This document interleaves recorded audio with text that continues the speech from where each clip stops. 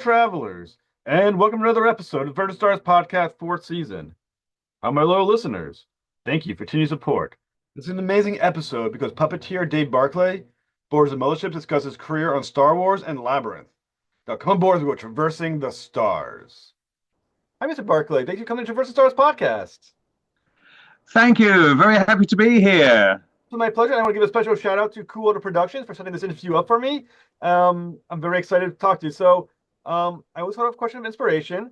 So, inspire your love of puppeteering and who your earliest influences. My earliest influences, well, to be honest, my earliest influences were my parents because I am a second generation puppeteer. I mean, they were originally actors. They met at the Royal Academy of Dramatic Art, RADA, in London. And but then they decided they wanted to do a job that they could work together.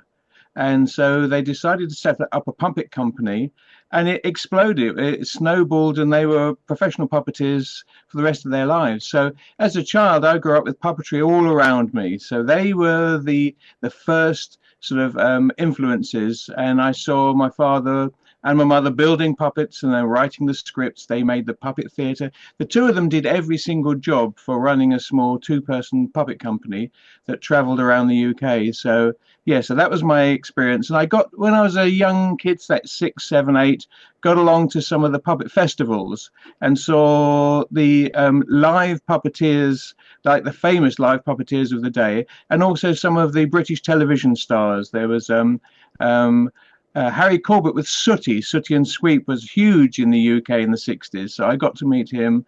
And so I got to see a whole variation of marionettes, string puppets, rod puppets, shadow puppets, Javanese puppets, all these different puppets as a kid.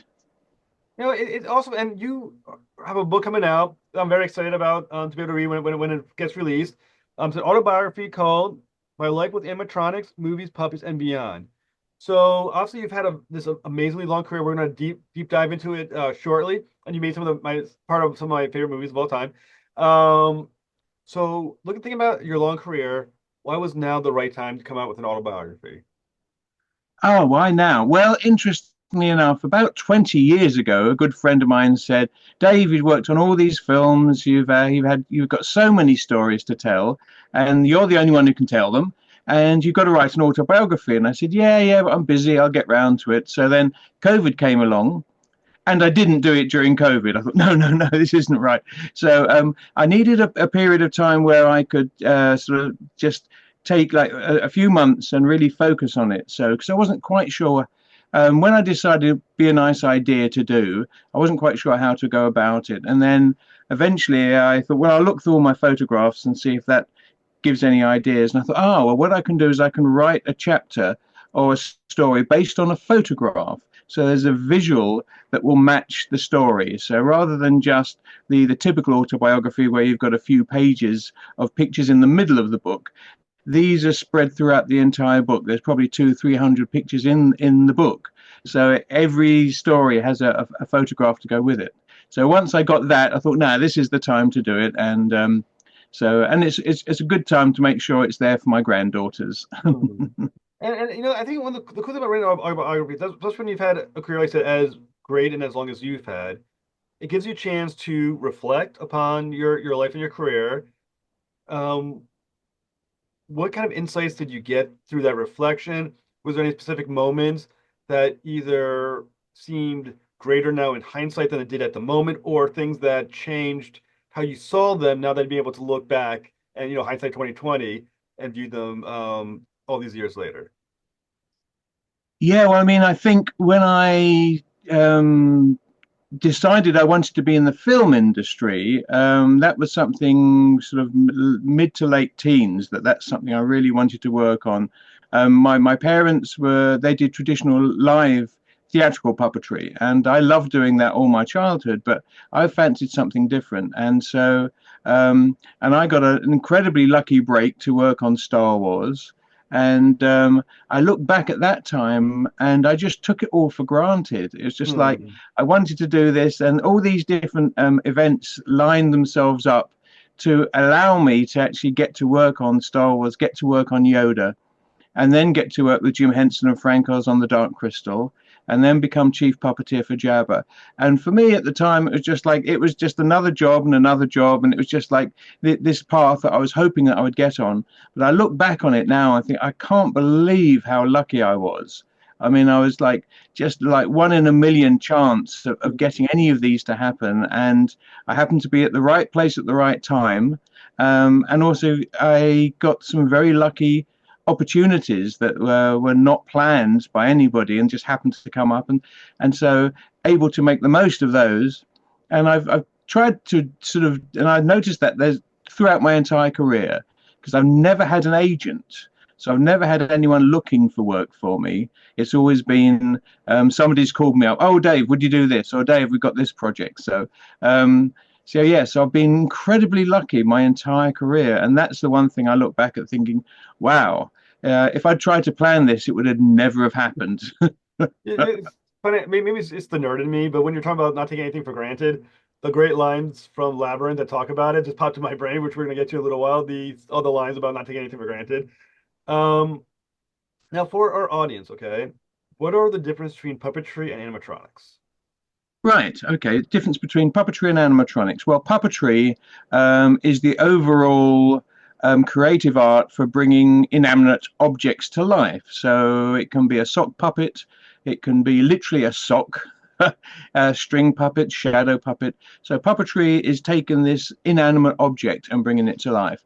Animatronics is combining electronics and mechanics in a puppet to bring it to life with additional expressions. So, for instance, Yoda, he was the first animatronic puppet really in movies, and so he had mechanical eyes and mechanical ears, and then the rest was hand controlled within inside the Yoda head puppet. So it was a combination of traditional puppetry, high-end special effects makeup work, and then mechanical eyes, lids, and ears. So that particular combination for Yoda was, I think, one of the first in a hand puppet, and so that's the fundamental difference between animatronics. You have these mechanical and electronic mechanisms inside the puppet to give it further expression and more detailed movements in the face. Now, as a basically a performance artist, you know, performing through puppetry and animatronics, which do you think allows for better of ex your own personal expression, puppetry or the animatronics? Oh, that's an interesting question. Yeah, I think they are in a way inextricably linked because the if you're a really good puppeteer, then you will use your ability to bring this inanimate object to life with your physical skills. And with like something like a typical Muppet, there's a certain amount of physical skills that you need and years of experience to bring a full character to life. But I think when you combine uh, some of the best animatronic mechanisms with a good team of puppeteers, then I think you can become more realistic in the performance. I think a traditional puppet is quite stylized, and the audience can fill in the gaps to a degree. I mean, I remember years ago people used to think Miss Piggy would flutter her eyelids, but no, her eyes don't move whatsoever.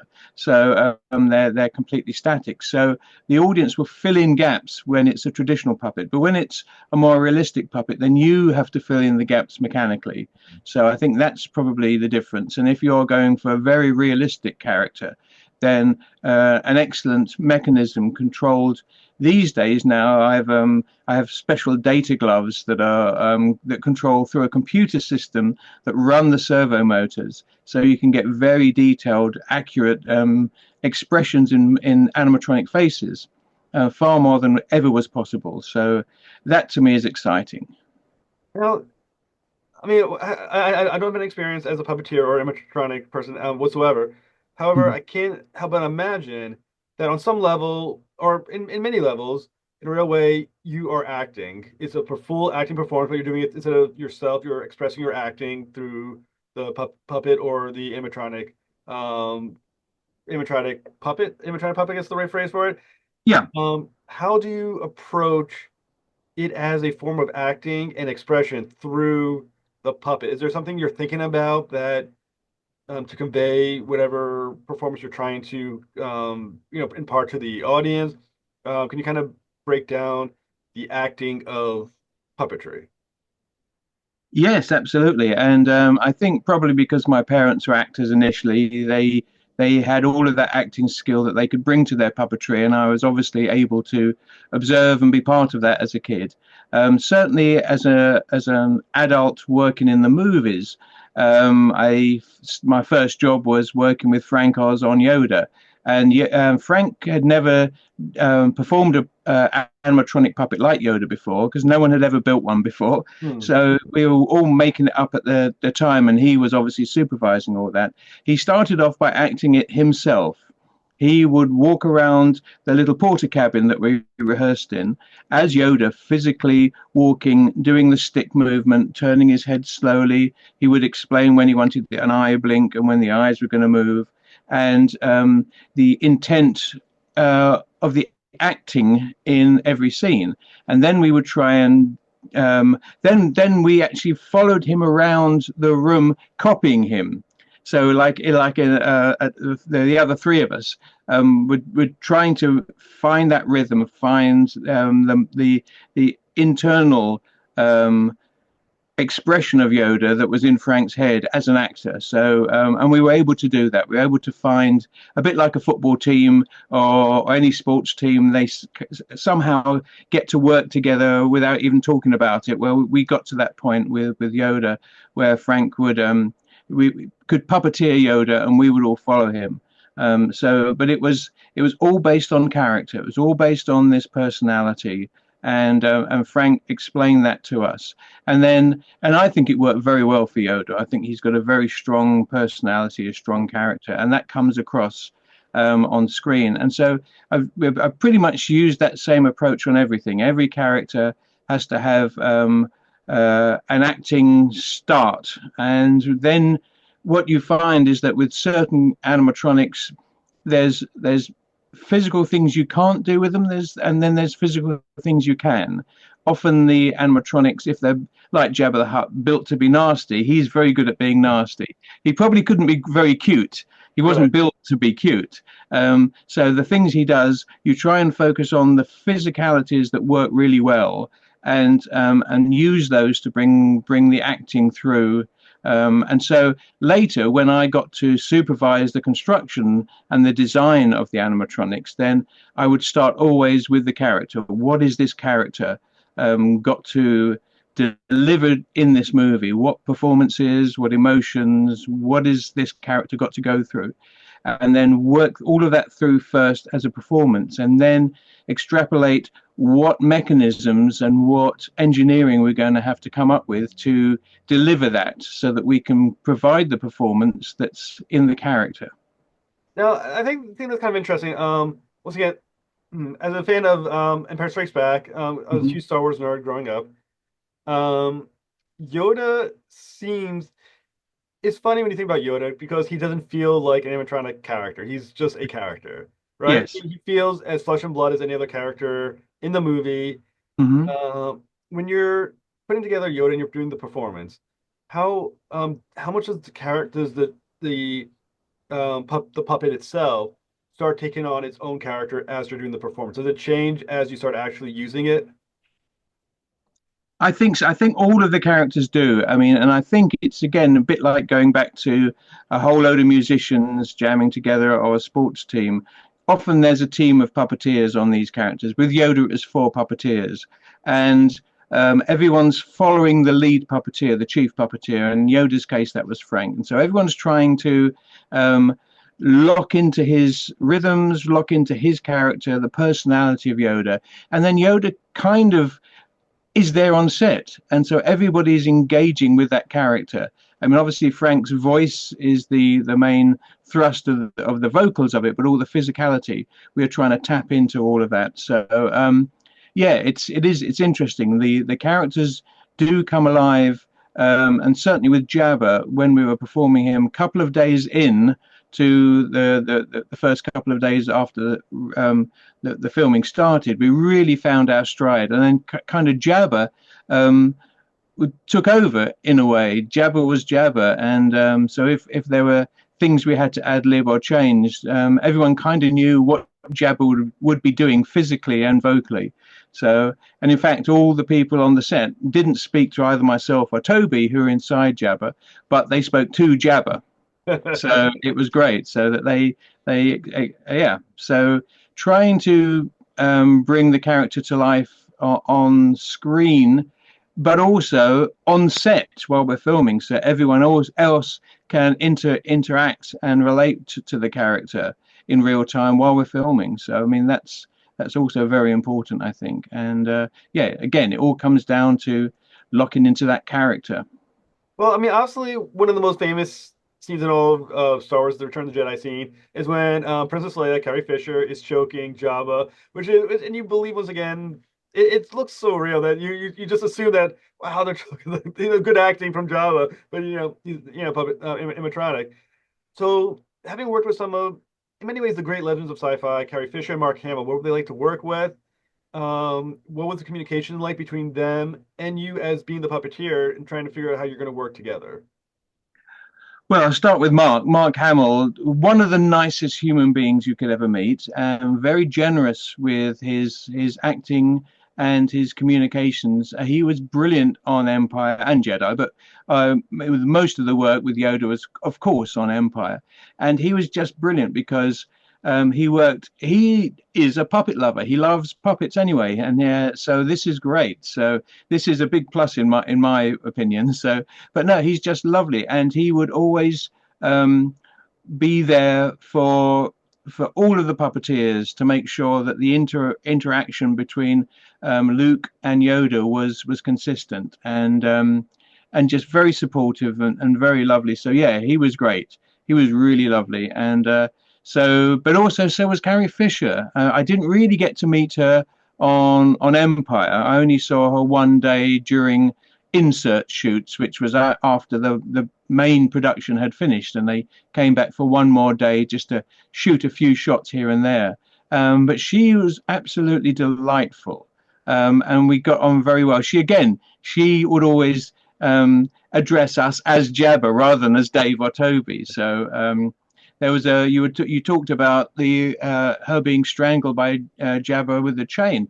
Well, that was a real worry for me because it was a chain. I think it was a plastic chain, but it was still a chain around her neck, and that was it. There was like no safety or anything. Yeah. So, and I have a large rubber glove with mechanical finger extensions for Jabba's three-fingered hand. So I can't really feel anything. I can't see anything because we can't see out of Jabba. I have a little tiny black and white TV monitor that's giving me very little information. And can't hear properly. We've got an earpiece and kind of hear what's going on. So I'm pulling on the chain. We do the first take, and she says, "Jabba, Jabba, you need to pull on the chain." She said, "I can't act a limp chain." She said, you need to be pulling on it. And I said, "Oh, but Carrie, I can't really see, and I can't feel particularly how much I'm pulling." I said, "So I'm worried about hurting you." She said, "Well, thank you." But she said, I take full responsibility. You won't hurt me. I'll make sure that you don't. And but if you don't pull the chain, and tug on it, and so we can't get the take. So the next take, I did what she asked, and she dutifully didn't get herself hurt, and we got through that sequence okay. But it was like it was terrifying in some ways that I had as the star of the movie, a wonderful person, but telling me that I had to pull the chain because she couldn't fake a loose chain. Well, it going in reverse when she chokes Jabba, that is still the animatronic, right? Oh yes. Was there a concern? I mean, she's looks like she's tugging pretty hard. I mean, was there a concern that you're literally going to break the animatronic? She keeps pulling like. Actually, it did break, Oh and shit! it's something that I mentioned early on when we saw the bill. I said, "Well, that looks a bit sort of it could be a bit weak there." And they said, "Oh no, it's fine, and that won't break." So, and admittedly, it was right at the end when Carrie was pulling on Jabba, but part of his cockpit, which we called the cockpit, was like his chest piece, which is all made out of fiberglass.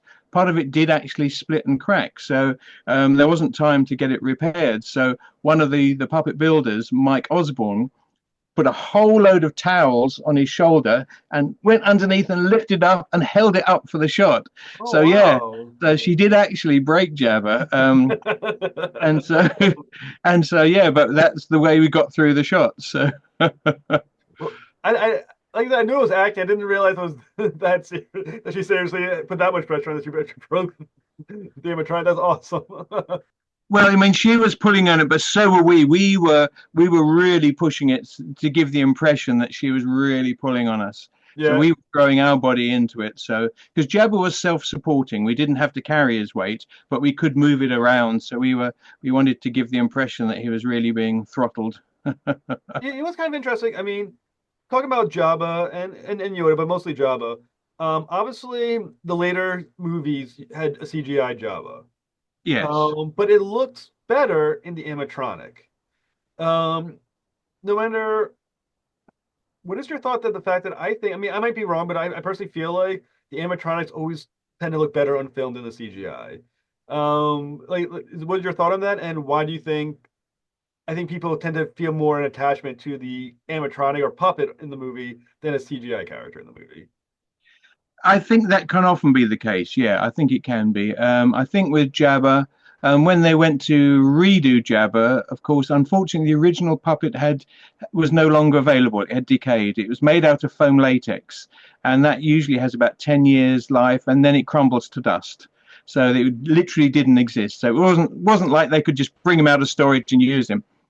So I think because of so much of the post production was based around computer animation, they decided to do a CG Jabba. I think one of the things is there's just the way the light catches the characters, the fact everything's actually there in front of you, and it was all on film, of course. There is some kind of magic that I think that's gone on for 100 years of filmmaking that captures an essence and a soul and a spark that can be done with computer animation and has often been done very, very well. But I think with those particular films, I think there's a detail and I mean, Jab was beautifully sculpted by John Coppinger, beautifully painted by him as well. And there's just this amazing detail that's unique in the world, and it's actually there. And you just instinctively know that it's actually there, where instinctively you know the CG isn't. So Hmm. I think maybe it could just be that. I mean, I think just partly the fact that you know it's there, and also there are people in there, and we are desperately trying to push our life energy, if you want, but make this character appear real by putting all our internal energy through the puppet to try and bring it to life. And so I think some of that comes across strongly on camera too. So um, yeah, I personally love the puppets because I'm a puppeteer and it's what I do. But there have been some amazing CGI characters, and I'm sure they'll only get better in the future. Now, you after Star Wars, Empire Strikes Back, you end up working at the Jim Henson Company, which is once again it's got to be like the height of puppeteering is seems to be the Jim Henson Company. So, what was that experience working at Jim Henson Company? You obviously worked with Jim Henson as well, because obviously during the time of Labyrinth and Dark Crystal, he's still alive at that point. At least for some more years. So, what was that experience like for you?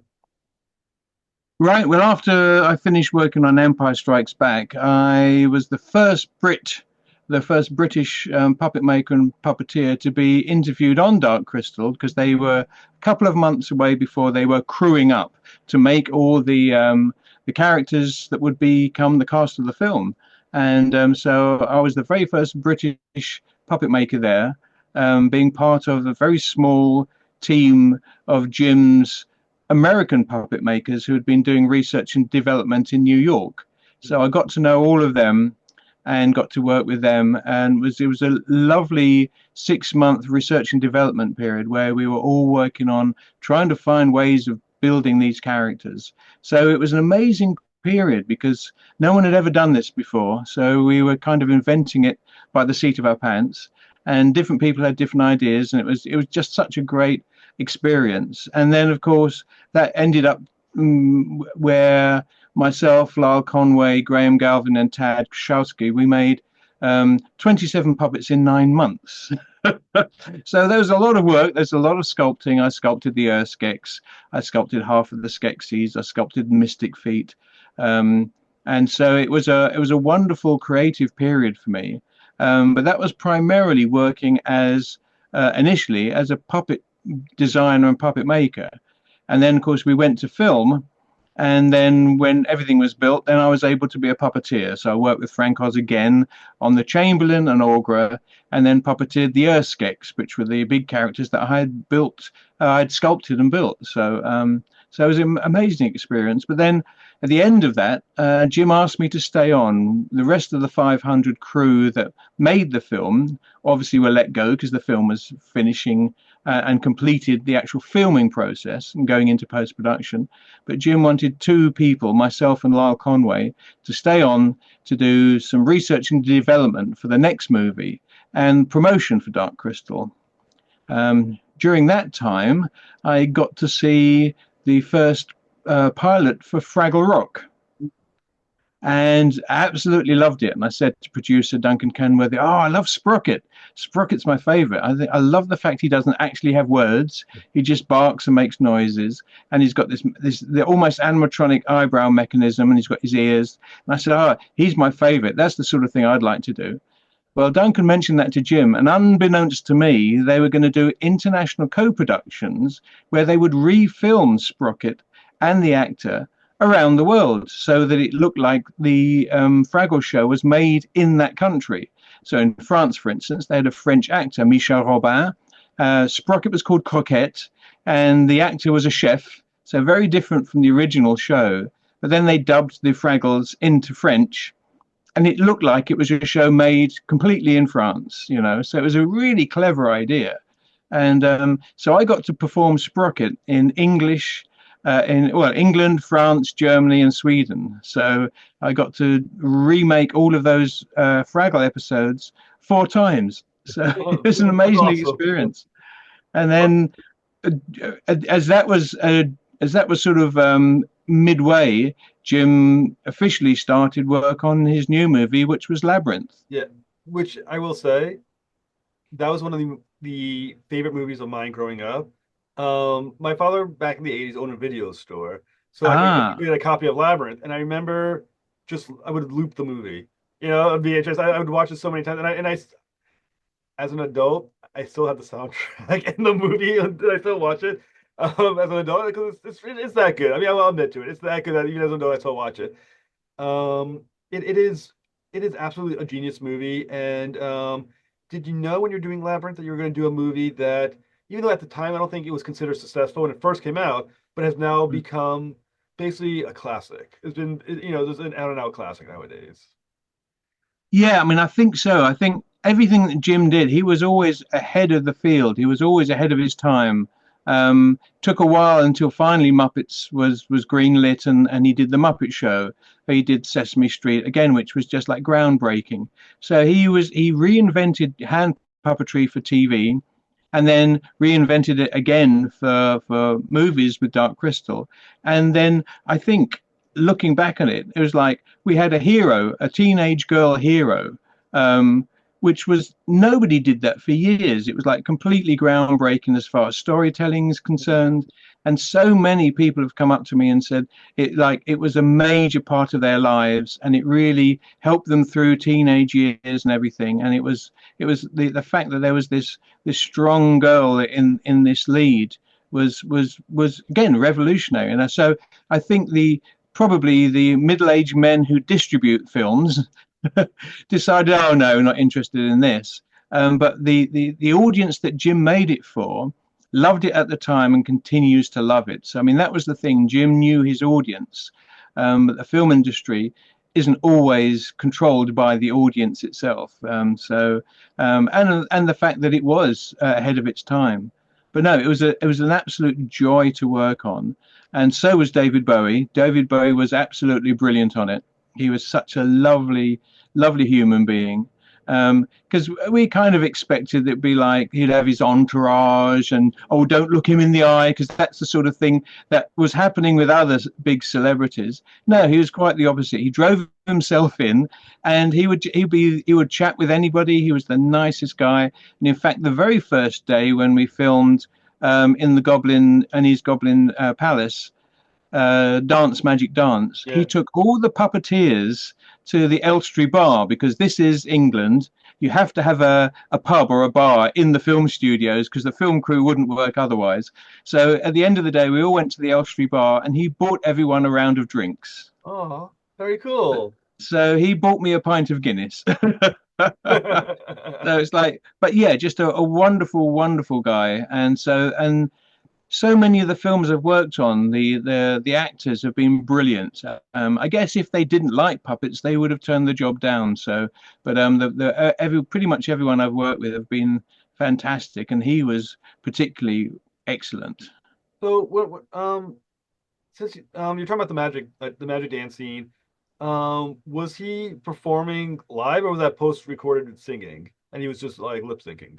He was live lip syncing, yeah, because we got so many puppeteers, and so I think there was a guide track. We were working to the guide track, not the final mix. I think they ended up going back and doing the final mix. It may have even been the original singing track, but certainly the final mix was finally finalized in post production. But yeah, so we because everyone would have to be on the right rhythm. We'd need to know all the cuts in the sequence. So yeah, so that was on playback all the time. So and yeah, so we got to know the song really well. I'm gonna say it must be like having a private concert with David Bowie. That's not a bad gig. It was phenomenal. It was brilliant, and yeah, he was just great. I mean, of course, all the puppeteers are usually heads down, not trying to have the heads in shot and everything. So we're all being very discreet. But I mean, no, he was just so lovely, and made everybody's puppeteering life so much easier because he was so good. So. And obviously, you're meant in IDMB. You're mentioned as being the performer for Sir Didymus. Yes. So what is the so what part? So I know. So what part of Didymus were you performing, or was there certain aspects of when you were being Sir Didymus?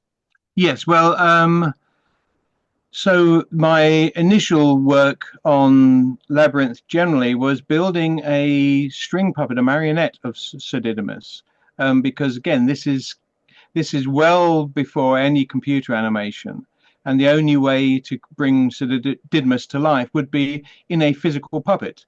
Obviously, if you want to see a wide shot, you can't have a hand puppet, because obviously you see the puppeteer's arm coming out of the bottom of the puppet. So Jim realized that and asked me to design a state-of-the-art marionette version of Didymus, the likes no one had ever seen before. And so that was my task, and I had a year to develop and build this marionette. So he was remote control, radio control with his head, because one of the things with marionettes is they typically don't move this way very well because the strings are going all the way up. So I put a servo motor in the chest to control the head, and Dave Golds performed that movement, and then I and Ian Tom performed the rest of Sir Didymus 25 feet up, which was a long way. Yeah, so every time you see Didymus wide shot, that's me. So and then I worked with Dave Golds on the facial expressions. So I was it was all radio control for Sir Didymus. So myself and Mike Quinn did the face, and so pretty much every Sir Didymus shot I'm involved with. So and Jim gave me a credit because I was the chief puppeteer for the marionette and the assistant puppeteer for the hand puppet. Now, I mean, this is probably a dumb question. I'm gonna ask the question anyway. We know Sir Didymus is rides the dog, but he's still moving as an animatronic. How complicated is that a shot to not only do the animatronic, but now you're doing it with a live dog trying to perform your stuff? Well, interesting enough, there were two versions of Ambrosius, the live dog. There was the real animal, and there was the hand puppet version as well. Okay. So for some versions, there's the hand puppet version of the dog, made by Marion Appleton, looks great. And then on top is the hand puppet Sir Didymus, performed by Dave Goles and Karen Prell and Mike and I. And for some of the shots where you think it's the animatronic riding the real dog, it's actually riding the puppet dog. Oh, okay. I thought it was a real dog the entire time. No, no. So there's quite a lot. So if you go back, really try and see if you can spot the difference. Just Okay. looking at Ambrosius, look at the real dog. When it's the real dog in real wide shots, I think there's a sequence where the dog runs over the stones in the Bog of Eternal Stench, Yeah. and Didymus is on the back. That is like a sprung, controlled, almost dummy version of Sir Didymus. So Okay. it didn't have any mouth movements, but it was all had springs, so that when the dog would move, there'd be the correct movement in the Didymus. So I think Okay. there are like 6 different versions of Didymus, so that you could have different versions for different shots. And then of course when the wide shot, when Didymus actually gets on top of the dog, that's the marionette, of course. So yes, and then.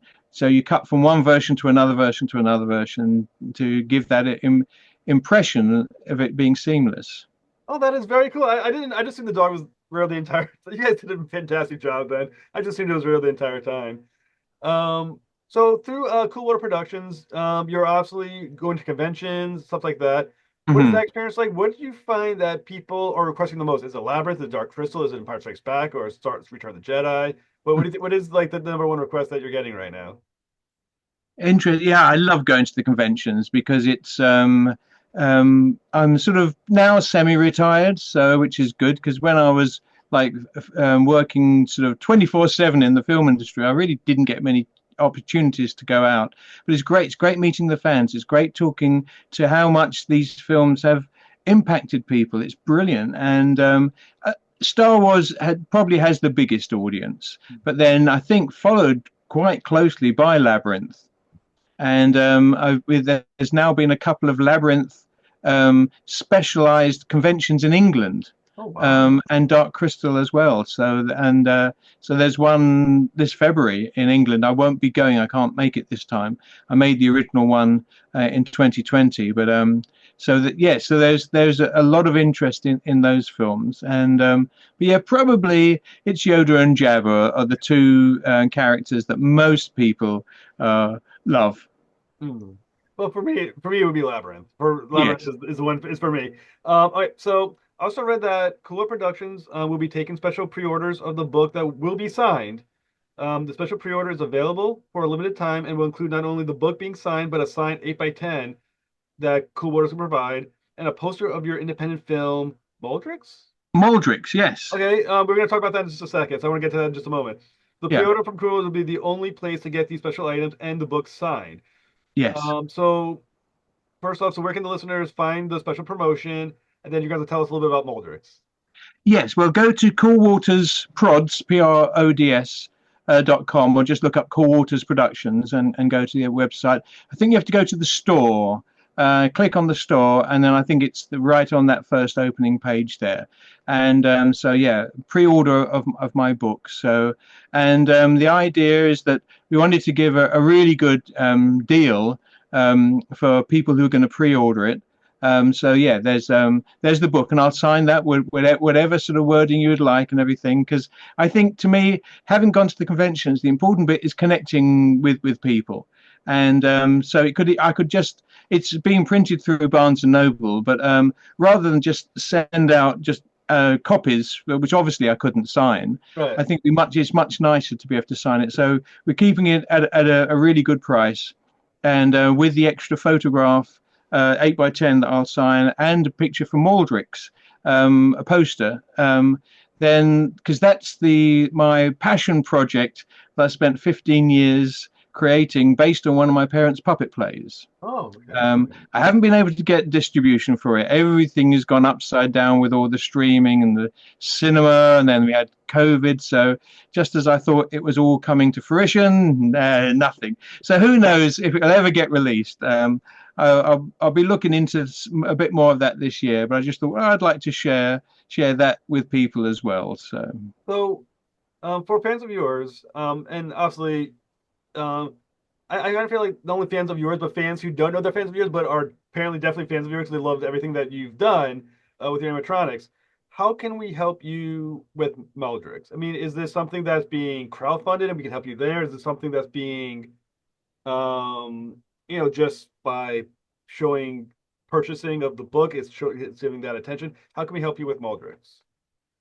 Oh, thank you. Yeah, I mean, it's probably the best, as you say. Maybe I should look into maybe a crowd funding for getting it released, and but yeah, certainly by buying the book. There's in the book there's a link to the trailer, so you'll be able to go on Vimeo and look at the trailer for Maldrix and just see the crazy project. And the book will explain the insane thing that I've done because I've made it all by myself on my own, effectively. Friends of mine said, "Oh yeah, we'll raise the millions we need to do the production." Well, again, just bad timing. They didn't. They never got there in time. So I had to do it all on my own, by myself, out of my own pocket. And puppeteers don't make that much money, to be honest. I mean, actors, they can make a fortune, but puppeteers typically don't. And so I've done okay.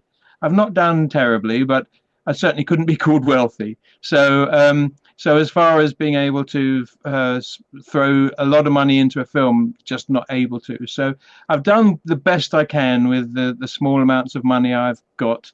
And so, and worst case, I think it would just be nice to get it out there so people can see it. Yeah. So even if I can't ever make any money back on it, but yeah, it'd be nice to get it out there. So maybe the crowdfunding's the best way. Certainly going to try and speak with Derek Mackey of Core Waters, who's organising this book pre-order, because he's got some good ideas. So we'll see if we can get something going this coming year. Well, like I said, I look forward to the book. I'll make sure that there's links to your stuff on our in the show notes. So anyone watching the show, check the notes. The websites will be there for Cool Waters. If you want to send the link to your trailer, we'll add that as well. Mr. Barclay, has been absolutely honest with you, sir. You've made many of my favorite movies growing up, so thank you so much. My pleasure. Thank you very much. It's been a brilliant interview. Thank you. Thank you so much. Have a good night, sir. You too. Thanks for listening to another episode of the Vertical Stars podcast. Please like and subscribe. Turn for the next episode when B. Claymore boards the mothership to discuss last flight out of Wichita from Distillery. To next voyage, travel on.